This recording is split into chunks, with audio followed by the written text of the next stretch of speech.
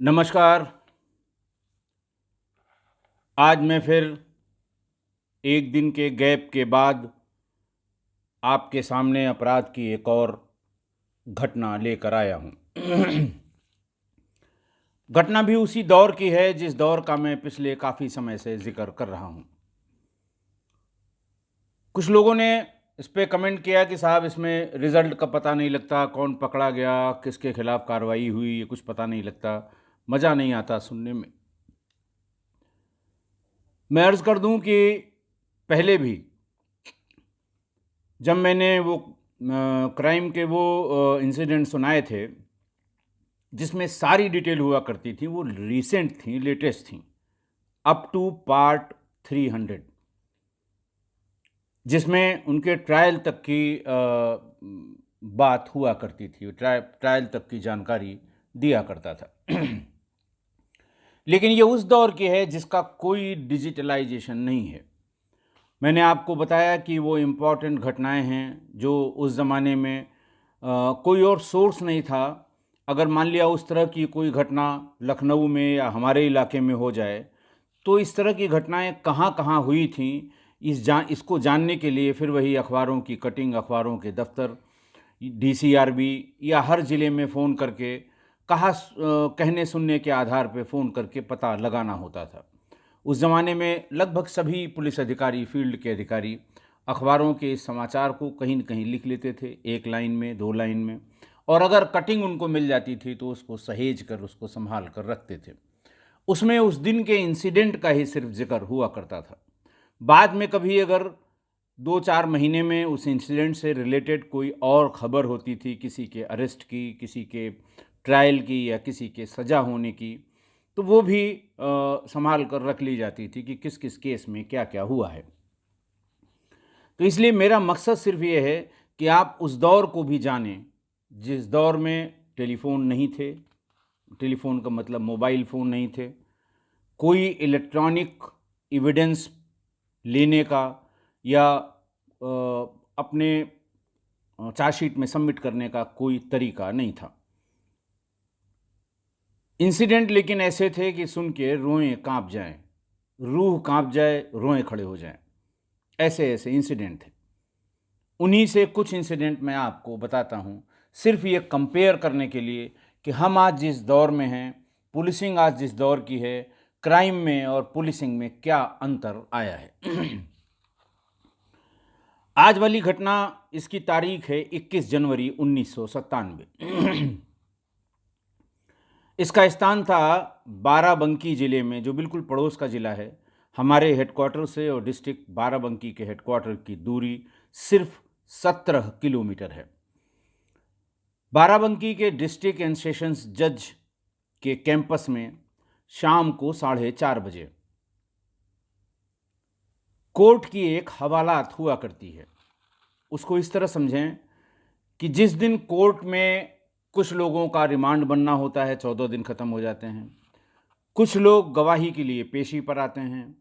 कुछ लोग बाकी जो गवाहों से उनका कंट्रडिक्शन होता है, जो उनके डिफेंस लॉयर करते हैं, उस समय अभियुक्त का होना अदालत में ज़रूरी होता है, उस लिए भी आते हैं। तो अलग-अलग कामों से जिस दिन चार्ज फ्रेम होता है, उस दिन भी अभियुक्त को बुलाया जाता है।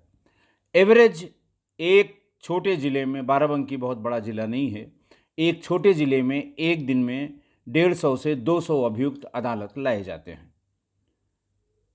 सुप्रीम कोर्ट का अब ये आदेश है कि उनको हथकड़ी पहना के नहीं ले जाया जा सकता। 2 व्यक्ति, एक मुलजिम को, एक अभियुक्त को, अंडर ट्रायल को, वो सेशन हवालात यानी अदालत की जो हवालात है उससे संबंधित कोर्ट तक ले जाएंगे। सवेरे जो जेल वैन हैं, पुलिस का काम है ये जेल से और अदालत तक ले आना और अदालत से जेल तक ले जाना। पुलिस वैन में सुबह 8 बजे या 9 बजे जेल के कर्मचारीगण ऐसे लोगों की जिनके वारंट उनके पास आए हुए हैं, जिनकी तलबी तलबी का मतलब उनको बुलाना है फलां तारीख को फलां बजे कोर्ट में, ऐसे लोगों को गिनकर बाहर का जो एरिया होता है, मेन गेट और बैरक्स के बीच का एरिया, ट्रांजिशनल एरिया जिसे कहते हैं, वहाँ इकट्ठा कर लेते हैं। फिर एक एक गाड़ियाँ पुलिस की लगाई जाती हैं, उनमें काउंट करके और कौन कौन सा इस गाड़ी में चढ़ा और उनके साथ कौन कौन पुलिस वाले चढ़े, वो रवाना की जाती है। इसी तरह दूसरी गाड़ी, तीसरी गाड़ी, कभी कभी ये 350 हो जाते हैं। तो उसी सापेक्ष में करीबन 150 के आसपास पुलिसकर्मी इन वाहनों में भर के और अदालत को ले जाए जाते हैं। अदालत में ये उस हवालात में, जिसको सेशंस हवालात कहते हैं, सेशंस चैम्बर कहते हैं, जेल का चैम्बर है, उसमें ले जाकर रख देते हैं। फिर एक मुलजिम और 2 सिपाही वहाँ से निकलता है, उसको संबंधित कोर्ट में हाजिर करते हैं। हो सकता है वहाँ उसका 10 मिनट का काम हो सकता है 15 मिनट का काम हो सकता है उसका 4 घंटे का काम हो। अदालतें जैसा कहती हैं। उसका काम ख़त्म होने पे वापस ला के फिर उसे सेशन हवालात में डाल देते हैं। इस बीच में मान लिया 30-40 ऐसे आदमी हैं जो 2 बजे तक काम से फ्री हो गए, तो पुलिस की वो वैन आती है, उनको बिठा के और वापस जेल में पहुंचा देती है। ये सेट प्रोसेस है, एज़ पर जेल मैनुअल है, एज़ पर CRPC है। उस दिन भी शाम को 4:30 बजे 2 गाड़ियां कैदियों से भर के जा चुकी थीं। हवालात में उस समय 46 कैदी बचे थे जो अपनी बारी का इंतज़ार कर रहे थे, जो बाद में आए होंगे या कभी कभी। अच्छा, सारी माल प्रैक्टिसेस उसी सेशन हवालात में होती हैं। जैसे जेल में मिलने के लिए तो मिलाई के रूल्स हैं। हफ्ते में एक बार कौन जाएगा, जो परिवार का है वो जाएगा और उसकी फ़ोटो खींची जाएगी। उस ज़माने में तो खैर फ़ोटो नहीं थी। उसके हाथ में एक ठप्पा लगाया जाता है जो उस दिन नहीं मिटता है। फिर उसे घंटों लाइन में लगना पड़ता है। एक दिन में आप 4 आदमी 5 आदमी नहीं मिल सकते हैं। लेकिन जब वो हवालात में, सेशन हवालात में आता है, तो वहाँ मिलने जुलने वाले बहुत होते हैं और वही पुलिस वालों के भ्रष्टाचार का केंद्र होता है। पहले से पुलिस वालों को तय करके रखते हैं कि साहब हमारा मुलजिम आ जाएगा अदालत में पेश होने, हमें उससे बात करा दीजिएगा, हम उसको कुछ खाना देना चाहते हैं, हम उसको घर की कोई चीज़ देना चाहते हैं, हम उसे पहनने के लिए कपड़े देना चाहते हैं। ये सब इल्लीगल है, ये अवैध है। किसी को बाहर से खाना ले जाके देना, बाहर से कपड़े ले जाके देना, बाहर से दुनिया भर की चीज़ें, बीड़ी सिगरेट ले जाते हैं। बहुत बार रेड में वहाँ लाइटर बरामद होते हैं। ये सब अलाउड नहीं है। लेकिन पुलिस वालों की मिलीभगत से हवालात में, सेशंस हवालात में लोग मुलाकात करते हैं। जितने कैदी भीतर होते हैं उसके 2 गुने लोग बाहर मिलने वाले आते हैं, क्योंकि वहाँ न तो हाथ में मोहर लगती है, न वहाँ किसी रजिस्टर में कोई एंट्री होती है, क्योंकि वो इल्लीगल है। वहाँ किसी से मिलने के लिए कोई इजाज़त नहीं है। अगर मिलना है तो कोर्ट में मिल सकता है, वो भी कोर्ट की प्रॉपर इजाज़त से। बहरहाल 2 गाड़ियाँ जा चुकी थीं, तीसरी गाड़ी अपने जाने का इंतज़ार कर रही थी। बाराबंकी की जो कचहरी है वो है फैज़ाबाद लखनऊ नेशनल हाईवे पर, ठीक हाईवे पर बाराबंकी की कचहरी है। उसका जो मुख्य द्वार है वो हाईवे की तरफ खुलता है। 2 मोटरसाइकिलों पे 3 लोग वहां पर आए। मोटरसाइकिल हाईवे पे खड़ी कर दी और भीतर की तरफ, हवालात की तरफ चले गए। दोनों के हाथ में एक एक झोला था। सामान्य रूप से खाना खिलाने के लिए, कपड़ा देने के लिए, फल ले आने के लिए, इन सब के लिए लोग झोला में सामान ले आते हैं और अपने अपने कैदी को वहाँ इल्लीगल तरीके से दे देते हैं। और यही इल्लीगल तरीके से जेल के कर्मचारियों की साठगांठ से वो उनके बैरक में भी पहुंच जाते हैं। आप समझ सकते हैं किस तरह की साठगांठ होती होगी। ये ज़माने से चल रहा है, अंग्रेज़ों के ज़माने से, और आज तक भी ये रिवायत चली आ रही है। खैर 2-3 लोग, जिनमें से 2 के पास झोले थे, वहाँ पर पहुँचे। वहाँ पर एक सब इंस्पेक्टर और एक सब इंस्पेक्टर सत्यदेव सिंह और एक शेष नारायण सिंह सिपाही, वो ठीक गेट पर खड़े थे लोगों को निकालने के लिए। बाकी जो सिपाही थे वो अपनी बारी का इंतज़ार कर रहे थे कि हमारा कैदी अगर वैन में चला जाए तो हम उसके साथ वैन में जाके बाहर की तरफ बैठ जाएंगे, ताला बंद कर देंगे ताकि रास्ते में कोई हमला करके उनको छुड़ा न सके। इसी बीच में 3 लोग जो आए थे, उनमें से एक ने एक बम निकालकर फेंका। दरोगा जी की को टारगेट करके बम फट गया। दरोगा शेष नारायण सिंह और दरोगा सत्यदेव सिंह यानी सब इंस्पेक्टर सत्यदेव सिंह और आरक्षी यानी कांस्टेबल शेष नारायण सिंह दोनों बुरी तरह जख्मी होकर वहां गिर पड़े। इसके बाद जो सिपाही वहां वैन पे बैठने के लिए इंतज़ार कर रहे थे, वो गिरे हुए दरोगा जी चूँकि खून से लथपथ गिर गए थे, उनको बचाने के लिए जैसे ही उनके पास पहुँचे, 2 और बम पटक दिए गए। मारे डर के सिपाही वहाँ से भाग गए। तमाम परिसर में वकील होते हैं, तमाम मुवक्किल होते हैं, सब वहाँ से डर के भाग गए। इसके बाद आधे घंटे तक एक एक करके बम विस्फोट होते रहे। कुल 10 या 12 बम उस सेशन हवालात में, कचहरी की उस हवालात में फेंके गए। पूरी कचहरी धुआं धुआं हो गई। कोई एक दूसरे को देख नहीं सकता था, पहचान नहीं सकता था। जैसे ही हल्ला मचा, पास ही में एसपी का ऑफिस भी है, एसपी का रेजिडेंस भी है, मेन रोड पे डीएम का भी रेजिडेंस है। सबको जैसे ही पता लगा, सारी फोर्स भाग कर आई। हवालात को फिर से बंद करके कैदियों की गिनाई शुरू हुई, क्योंकि वकीलों ने ये देख के बताया कि साहब बहुत ढेर सारे कैदी इसमें से निकल कर भागे हैं। उन्होंने ये भी बताया कि बाहर कुल 4 मोटरसाइकिलें आ गई थीं। चारों मोटरसाइकिलों पर 3-3 लोग भागे हैं। संभवतः उसमें से 6 या 7 कैदी हैं। आई और वहाँ पर फिर जो बचे हुए कैदी थे उनकी गिनती की गई। पुलिस को तब जानकारी हुई कि इनमें से 16 कैदी भाग गए और संभवतः उन्हीं 16 को छुड़ाने के लिए या भगाने के लिए ये सब पूरा आपराधिक कृत्य किया गया।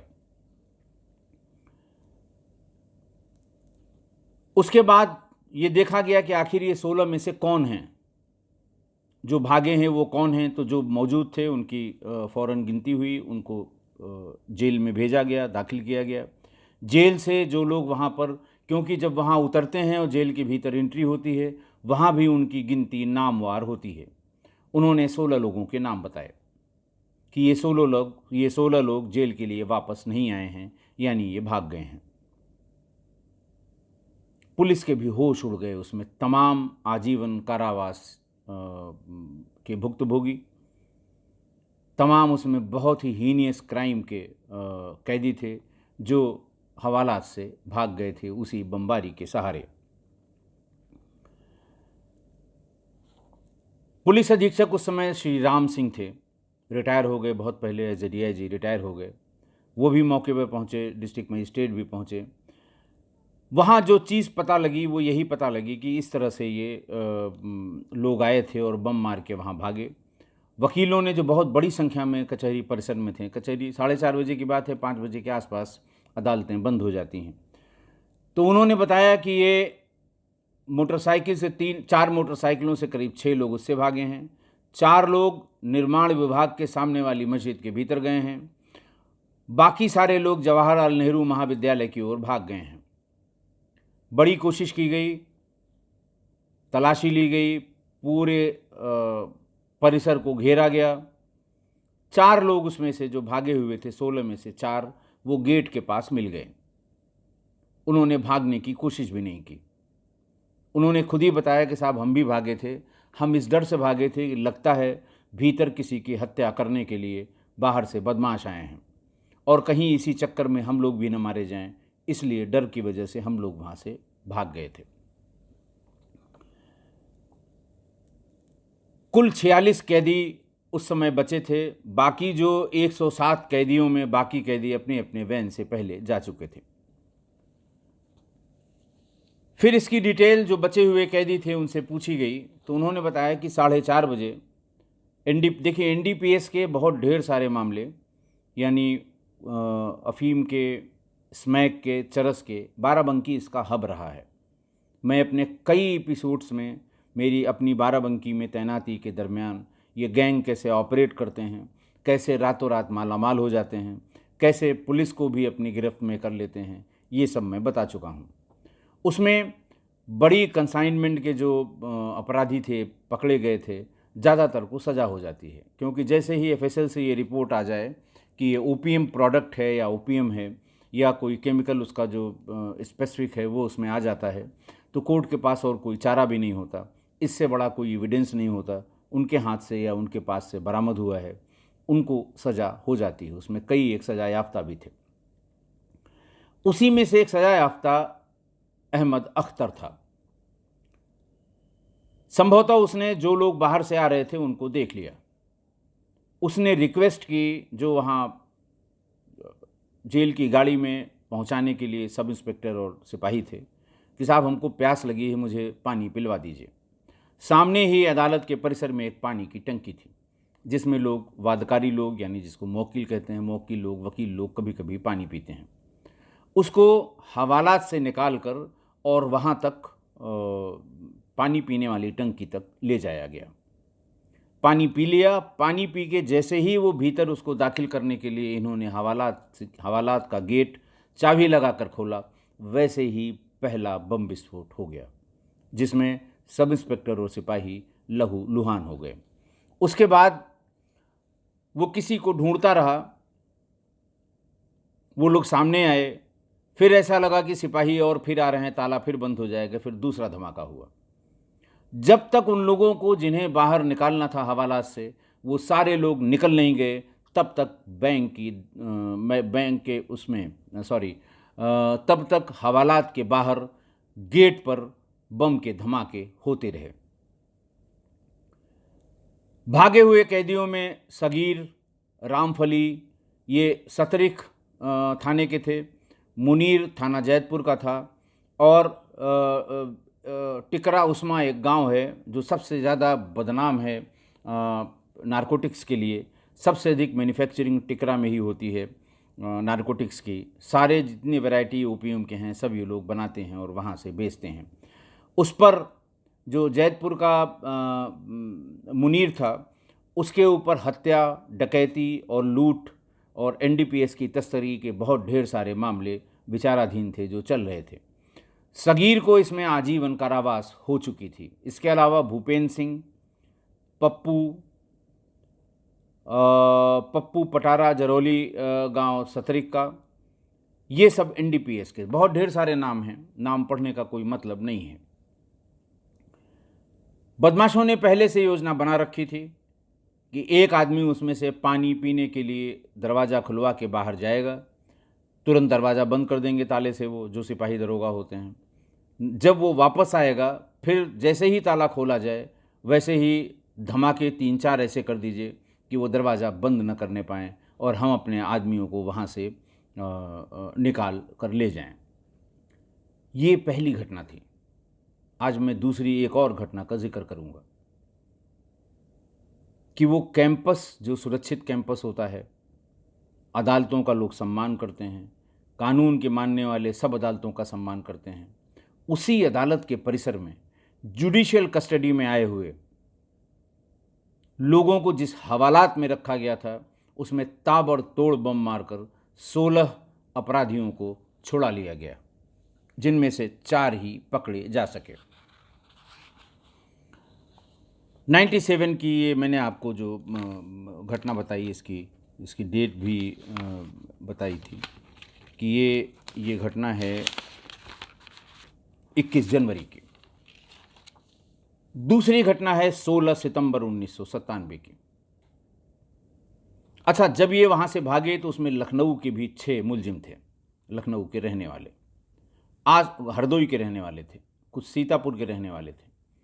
आसपास के ज़िलों में फ़ौरन अलर्ट किया गया कि ये पता कर लीजिए कि ये कहाँ के रहने वाले हैं। मर्डर के मुलजिम थे, कुछ उसमें लूट के थे, कुछ डकैती के थे, कि ये छूटने के बाद पहला काम अपने विरोधी को मारेंगे, कि हत्या के जुर्म में आजीवन कारावास हो चुकी है या दूसरे जुर्म में आजीवन कारावास हो चुकी है, एक और कर दूंगा, एक और को मार दूंगा तो उस सज़ा में कोई वृद्धि नहीं होगी, उतनी ही सज़ा तब भी होगी।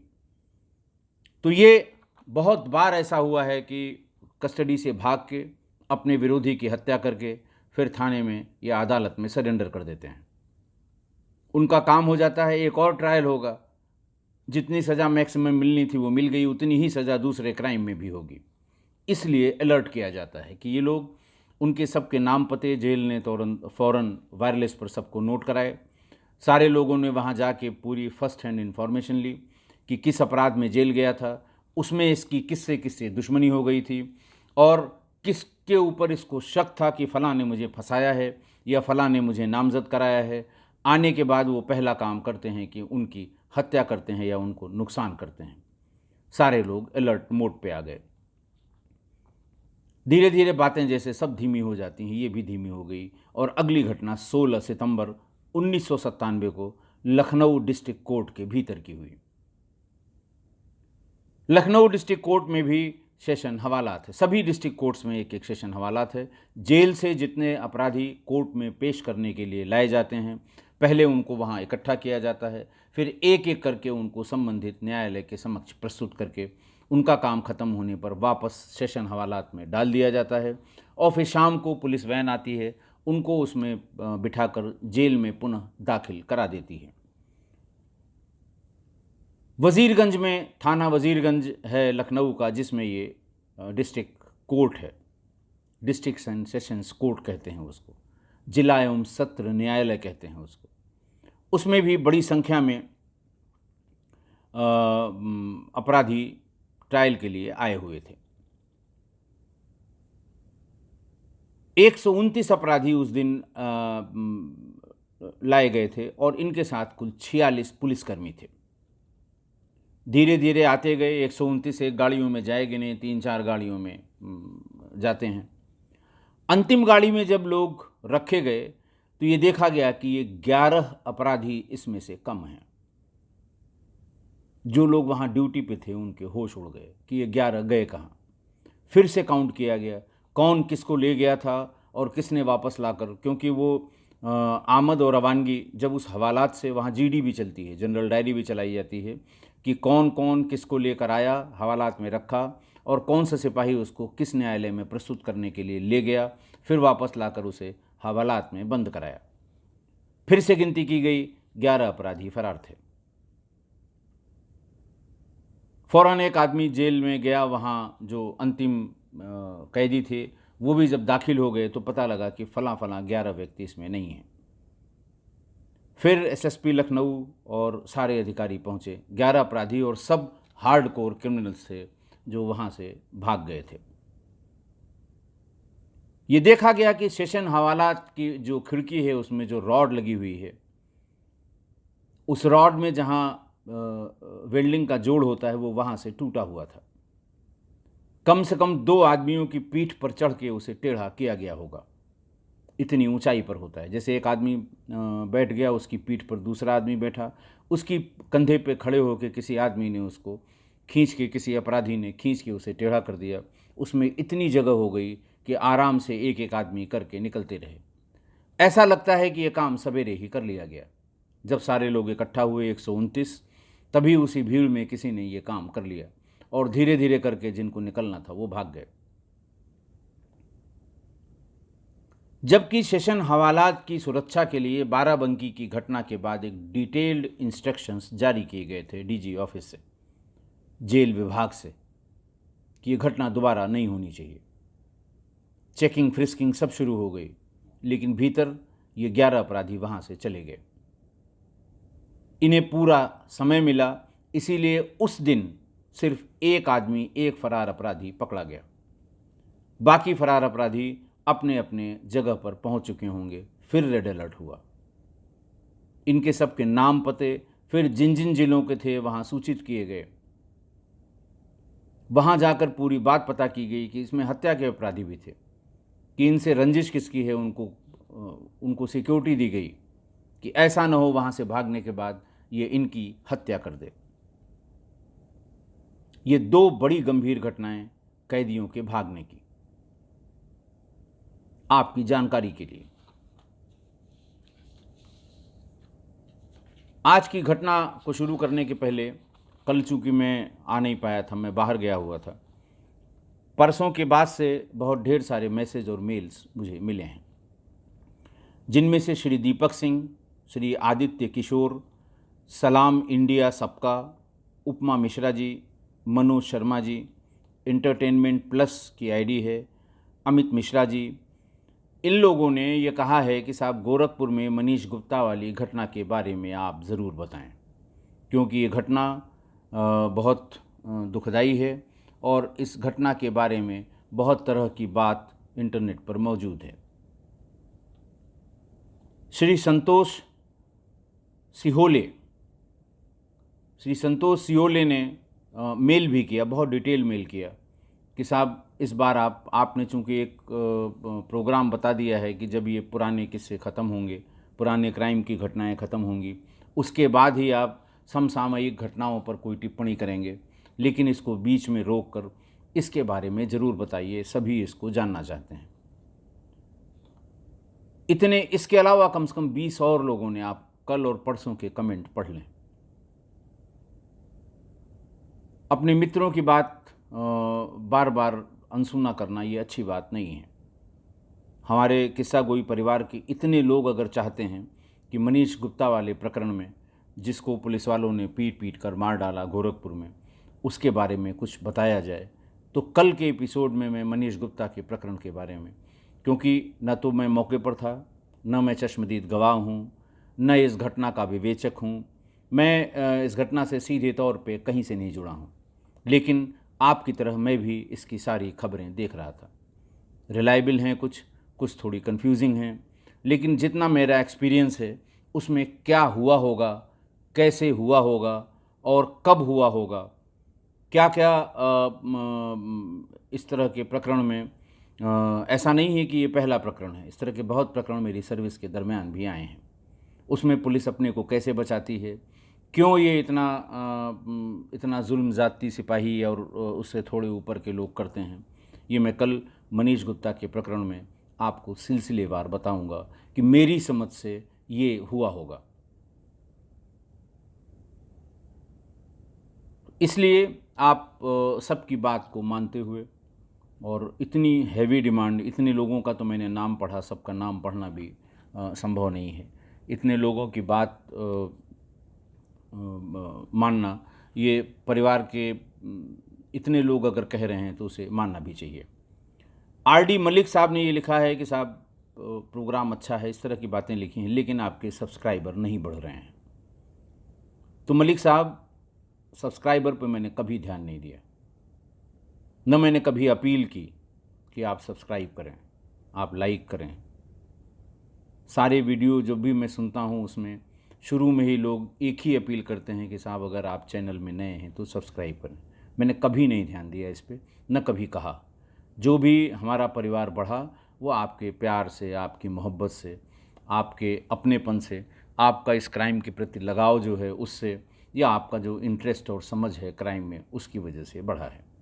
और ये बढ़ेगा तो भी ठीक है, लेकिन इतना मुझे इतनी खुशी है, इतनी हृदय से खुशी है कि जो लोग भी देखते हैं, जो लोग हैं अभी तक मौजूद हैं, वो इसे लगातार देखते हैं, हमेशा देखते हैं और अपनी बातें भी बताते हैं। अब आज की घटना देखिए, 97 में उत्तर प्रदेश में डिस्ट्रिक्ट कोर्ट्स में सीसीटीवी नहीं लगे थे। ये जब डिस्ट्रिक्ट कोर्ट्स में आतंकवादी घटनाएं हुई थी 2007-8 में, तब उसके बाद सारे डिस्ट्रिक्ट कोर्ट्स में सीसीटीवी कैमरे लगाए गए थे। इसलिए सिर्फ बयानों के आधार पर कुछ बातें जो मैंने बताई कि वो कैदी ने पानी के लिए खुलवाया और फिर उसके बाद ये कार्यक्रम शुरू हुआ, लेकिन इसका प्रमाण कोई नहीं है सिवा उन लोगों के जिन्होंने अपने आप को प्रत्यक्षदर्शी गवाह बताया है। एंड्रॉयड फ़ोन नहीं थे कि कोई दूसरा, आज की तरह अगर आज की तारीख में इस तरह की घटना होती तो कम से कम 20 लोगों के पास इस घटना की अपने मोबाइल पर रिकॉर्डिंग होती, कम से कम 20 लोगों के पास। ज़रा सा भी कोई चीज़ अनइवन है, कुछ लोगों को इतना शौक़ है कि सड़क चलते चलते इस उम्मीद में कि कोई एक्सीडेंट होगा 3-4 घंटे बैठे रहते हैं केवल रिकॉर्ड करने के लिए। सीसीटीवी से सारे अदालतें, सारे न्यायालय ये सब लैस हो चुके हैं। ऐसे लोगों को पकड़ के, उनके अरेस्ट करके, जेल भिजवा के ट्रायल करते समय किसी भी इलेक्ट्रॉनिक एविडेंस का सहारा नहीं लिया जा सकता था। कुछ था ही नहीं ऐसा जिसको एज ए एविडेंस प्रस्तुत किया जाए। फॉरेंसिक इंसिडेंट्स में सिर्फ बैलिस्टिक रिपोर्ट्स ही सबसे ज़्यादा वैलिड और सबसे ज़्यादा रिलाई करने वाला फॉरेंसिक एविडेंस था कोर्ट्स में। और अपराधी अपने चरम पर थे। उनको अपने पैसे और अच्छे वकीलों का पूरा भरोसा था कि हम कुछ भी करके आएंगे, हमारा वकील मुंह मांगे पैसा देने पर हमें बचा लेगा। क्रिमिनल जस्टिस सिस्टम में उस समय बहुत ढेर सारे लूप होल थे जो बाद में धीरे धीरे करके प्लग किए गए, बंद किए गए। अब आप इमेजिन करिए कि ज़िले की सबसे बड़ी अदालत, डिस्ट्रिक्ट कोर्ट, जहां कोने कोने में लोग भरे रहते हैं, वकीलों मुवक्किल से पूरा कैंपस 10-11 बजे तक एकदम खचाखच भर जाता है वर्किंग डे के दिन। जिस किसी को इसका इल्म है या कभी कोई अदालत गया है, वहाँ पर अदालत के कॉरिडोर में चलने की जगह नहीं होती। ऐसे में अदालत परिसर के हवालात में दह बम दह बम दह बम, और उसी अदालत में इसका मुकदमा भी चलना है कि कल को अगर पकड़े जाएंगे तो इसी अदालत में चलेगा। इतने 100 वकील देख रहे होंगे। हो सकता है जुडिशियल ऑफिसर्स भी उस समय कोर्ट से निकल के घर जा रहे हों, उनमें से किसी ने देखा हो, लेकिन किसी बात की फिक्र नहीं और छुड़ा कर ले गए। कितना मुश्किल होता होगा उस ज़माने में कि किसी अपराधी को पुलिस अरेस्ट करती होगी, इन्वेस्टिगेट करती होगी, चार्जशीट लगाती होगी, ट्रायल शुरू करती होगी, हर डेट पर पुलिस उसको जेल से लेके अदालत तक ले आती होगी और 2-4 बम मार के इन सारे लोगों को कोई आज़ाद करा कर ले जाए। इस घटना के अगले 3-4 सालों तक एक-एक 2-2 लोग अरेस्ट किए जाते रहे, जिनकी खबरें आती रहीं कि साहब जेल से फरार फलां व्यक्ति पकड़ा गया। लेकिन मेरी जानकारी में ऐसी कोई खबर या ऐसी कोई जानकारी नहीं है जो इस तरफ इशारा करती हो कि इस घटना के सूत्रधार या छुड़वाने में, बम चलाने में फलां फलां लोग थे और उनको पुलिस ने गिरफ्तार किया है। मैंने कभी नहीं सुना कि इन 16 अपराधियों को फरार कराने वालों को पुलिस ने पकड़ा हो। लेकिन अब खुशी है कि इस तरह की घटनाएं बहुत कम हैं, रेयरेस्ट ऑफ रेयर घटनाएं हैं। हमारी जो आज की पीढ़ी है उसने बहुत कम, मैं उसी के लिए ये घटनाएं बताता हूँ कि एक वो ज़माना था और आप खुशनसीब हैं कि आपके ज़माने में इंटरनेट है, इलेक्ट्रॉनिक एविडेंस है, मोबाइल फ़ोन है, एंड्रॉयड फ़ोन है, रिकॉर्डिंग की फैसिलिटी है। कोई घटना होती है आज की तारीख में, जितनी घटनाएं 300 के पहले मैंने बताई हैं, बरेली से रिलेटेड करीब 100 घटनाएं बताई हैं, इन सब में हमें कहीं न कहीं सीसीटीवी फुटेज मिल गए थे। इन सब में कहीं न कहीं अपराधियों की लोकेशन सीडीआर से मिल गई थी। लेकिन उस ज़माने में तो वही मुखबिर, वही अपराधी, वही पुलिस। पुलिस भी बहती गंगा में हाथ धो लेती थी। आज बहुत दिनों बाद दिल्ली में यह घटना हुई। किन्हीं 2 लोगों ने दुस्साहस किया कि अपने किसी राइवल गैंग के मेंबर को कोर्ट के भीतर अदालत में जज के सामने मारने की कोशिश की। दोनों मारे गए। ये अंतर है। उस ज़माने में मैंने कभी नहीं सुना कि, और कोई ऐसी कचहरी बची नहीं जिसमें पिछले 30-32 सालों में जहां कचहरी कैंपस में अपने दुश्मन को बमों से, गोलियों से, चाकुओं से मारा न गया हो। लेकिन मौके पर कभी कोई पकड़ा नहीं गया। एक आध केसेस को छोड़कर, एक केस जो मेरे समय में हुआ था जौनपुर में, उसको छोड़कर मुझे नहीं लगता कि कहीं कोई इस तरह से किया और भाग गए। बड़ा भरोसा था उन्हें अपने वकीलों पर, अपने गवाहों पर, झूठे गवाहों पर, कि हम तो साहब उस दिन कलकत्ता में थे, हम तो साहब उस समय बेंगलोर में थे। 4 गवाहों के एफिडेविट चारों अदालत में आकर बताएंगे कि नहीं साहब ये तो उस दिन वहाँ थे मॉल में, शॉपिंग मॉल तो खैर नहीं होते थे, स्टेशन या किसी दुकान का नाम बता दिया जाता था। इतना भरोसा था। तो आप इस तरह की घटनाएं आज बहुत कम, ऐसा नहीं है कि बंद हो गई हैं, होती हैं, लेकिन बहुत कम हैं, क्योंकि ज़माने में सोसाइटी में और हमारे देश में अब वो इलेक्ट्रॉनिक युग है। हर चीज़ें इलेक्ट्रॉनिकली आप देख भी सकते हैं, सुन भी सकते हैं और ट्रांसफ़र भी कर सकते हैं। सारा पैसा अब तो इलेक्ट्रॉनिक ट्रांसफ़र, छोटे छोटे बच्चे भी अपना बैंकिंग का काम मोबाइल से कर लेते हैं, सामान घर पे मंगा लेते हैं। आशा है आप मेरी इस बात से सहमत होंगे। आज के लिए बस इतना ही, और कल मैं बता दूं कि आप लोगों की इस बात पर, आपकी इस रिक्वेस्ट पर कल मैं गोरखपुर वाली घटना का जिक्र करूंगा। आज के लिए इतना ही। बहुत बहुत धन्यवाद।